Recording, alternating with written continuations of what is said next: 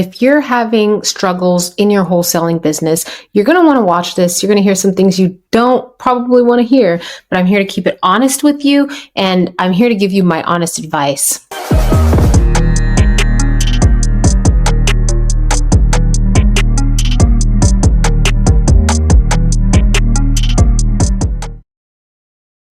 Hey guys, it's Toddy, and if you're having struggles in your wholesaling business, you're going to want to watch this. You're going to hear some things you don't probably want to hear, but I'm here to keep it honest with you, and I'm here to give you my honest advice. Number one, if you're just starting wholesaling, or if you've been wholesaling for a while and you're not getting that much traction and you're struggling, my biggest advice to you, especially if you haven't quit your job or if you haven't stopped Ubering or whatever you've been doing to create income, don't stop. Don't burn the boats. A lot of entrepreneurs will say, you have to burn all the boats. You have to burn the bridges, burn the ships in order to succeed. And while that may be true, if you're somebody who has responsibilities, kids, a family, bills, frankly, we all do, you can't eat effort. All of the effort in the world, if you're not actually closing deals and getting results in your business, it's not going to matter to your family. It's not going to matter to your wife. You still need to provide, right? And that's for anybody across the board. Some great things that you can do if you are in that position is Uber, Lyft, Instacart, DoorDash. Luckily, we're in a gig economy right now, right? So all these little gigs can really help you get through the tough times and get you to the day that you're closing a deal or two or 3 deals a month, and you can rely on wholesaling for your full-time income. Now, that may not happen in the first 2 months or 6 months or even 2 years, depending on the pace you're closing deals and the pace that you're setting up your systems to make this very, very efficient. Everybody gets into this business differently. Some people start by putting out bandit signs and waiting for someone to call them. Some people start by mailing. The way that I think people should start is by putting the most amount of effort and energy in without you having to do all of the heavy lifting. So using AI to follow up, using automations as much as you can, using auto dialers, hiring cold callers. But you may not be able to do all of that right away. And you may not have the money to sustain that type of business for 6 months to a year. And you may need to stay in the game for 6 months to a year and a half to see some consistency. I've been doing this for 4 years now.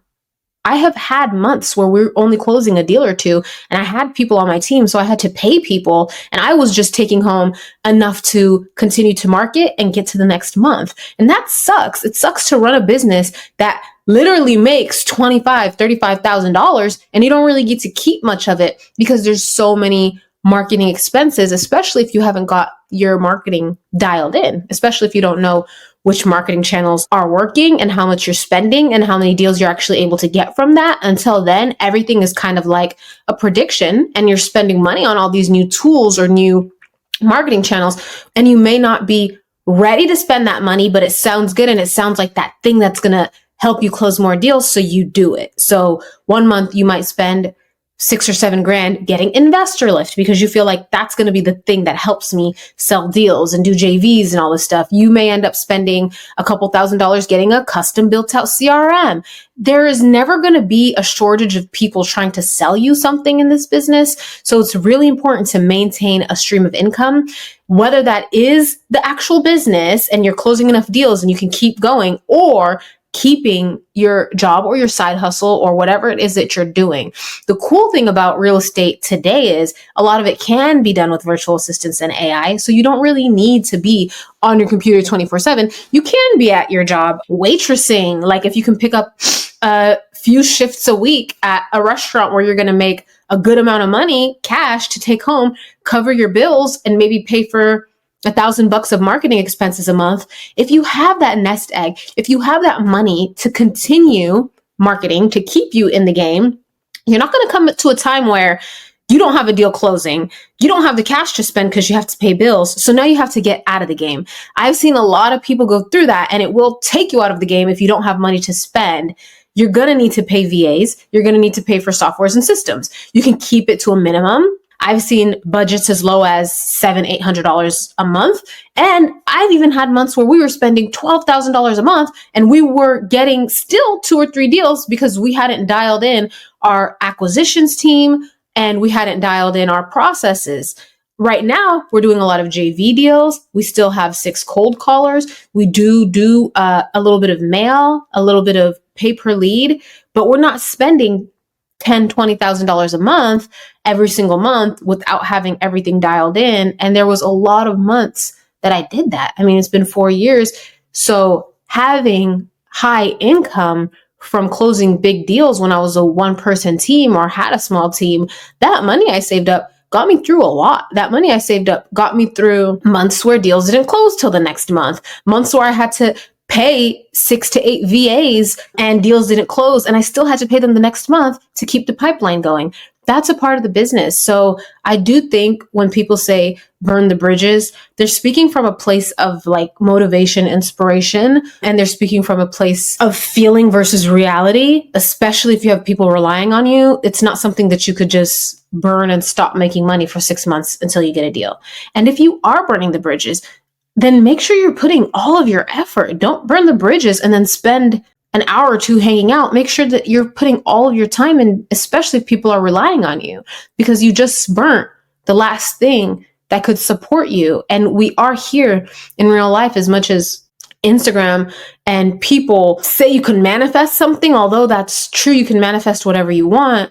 You have to actually believe it, and you actually have to be in a place to receive it. And if you're not putting the effort in, unfortunately, you're not going to believe that you're going to do 100K next month if you don't actually do the actions that can make 100K. It's just the thing about manifestation is it's directly linked to reality and your ability to believe. And if you don't believe in yourself, it's not going to happen. What it takes to believe in yourself is putting consistent action and getting results. Unfortunately, it takes results to really believe that you can get the results.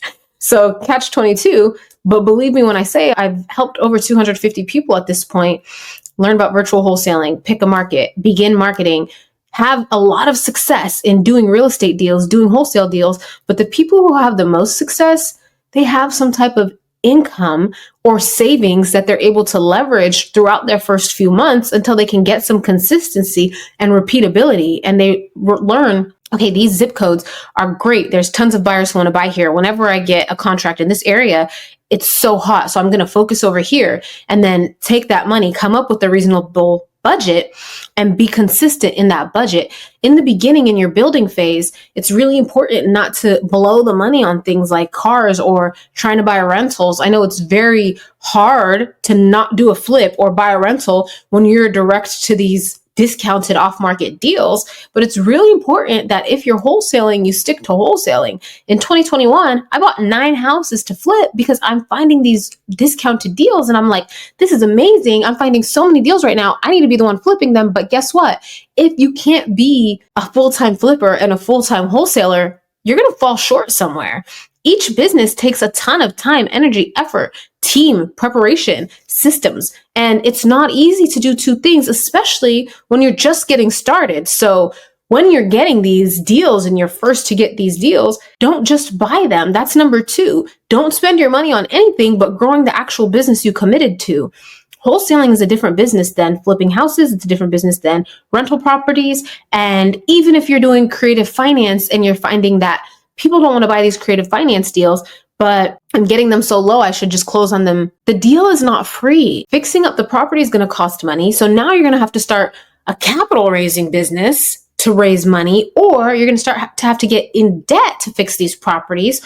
When if you would have just focused on finding and assigning deals or finding and double closing on deals, you could have just created a large income for yourself through wholesaling real estate and then decided to, all right, now that I have this nest egg and I can, maybe you have 60 grand, 80 grand, 100 grand, whatever it is. Now you can start chipping away at that to get a loan and do a flip, to get a loan and do a rental, whatever you want to do. Section 8, creative finance, Airbnb, rooming houses. There's so many options. Once you get into real estate, there's so many verticals. You could start a title company. You could start a property inspection company. It doesn't end. There's so many things that you could do and be highly successful in if you have a little bit of cash. The third thing is, don't neglect the other parts of entrepreneurship that will help you succeed, not just in wholesaling, but in real estate in general. Like, don't neglect making sure your credit score is good. Don't neglect making sure you have websites and you have operating agreements and you have articles of incorporation and you have an EIN and you have a business bank account. Don't neglect getting a CPA or getting a really good tax person that deals with people in real estate. So when that time comes around, or as you're doing these deals, you have a team around you who can help give you advice. My first year, I did everything, just learn as I go. I didn't get advice from experienced people. So of course I had to learn from my own mistakes. And one of those mistakes is filing taxes incorrectly. And then last year when I filed taxes correctly, I actually got money taken from me. Like they can take money just right out of your bank account. All of this stuff is connected. And if you didn't know that, yeah, the government can just, I don't know if they call it garnishing. I don't even know what they call it, but I got a letter from the IRS. They told me I had X amount of money to pay. And the next thing I knew before getting on a payment plan or doing any of that, there was about $2,200 and out of my bank account to the IRS, which was fine because the money was there. But that's something that I shouldn't have had to do if I would have done the right thing and prepared and had those contacts and had the correct tax person.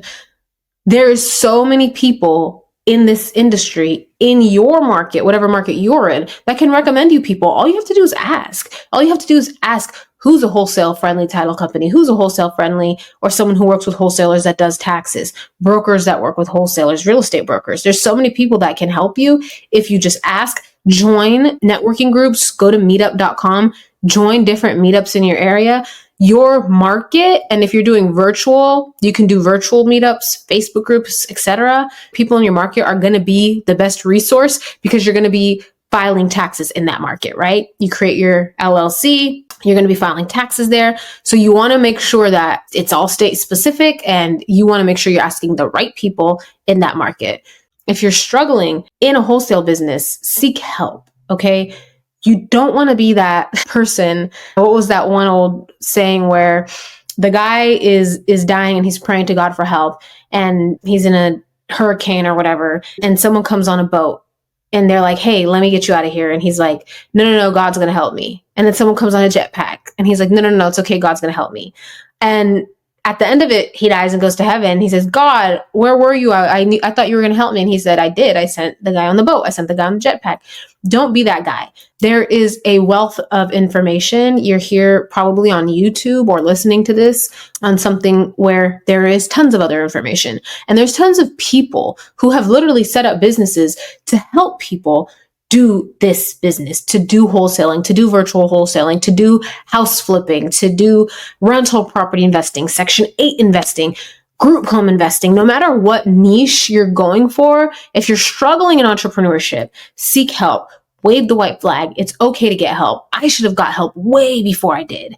Way before I actually reached out for help, I should have got help because I got deals stolen from me. I tried to assign a property to 2 different buyers before, which is totally illegal. Don't do that. And if I would have just asked or had a mentor or had a community to ask, I would have had to go through all of that. So whether you're struggling or not, if you're just new and you're like, what should I do? Get help. There's no shame in not doing this alone. A lot of people will jump and hurry up and partner with somebody, giving away 50%, thinking, well, 50% of something is better than 100% of nothing, but it doesn't have to be 100% of nothing. You could have 100% of something great and pay somebody to consult and to help you and keep 100% of something great than going out and looking for a partner who frankly probably doesn't even know anything or probably knows as much as you do as well. It's not hard to find these resources.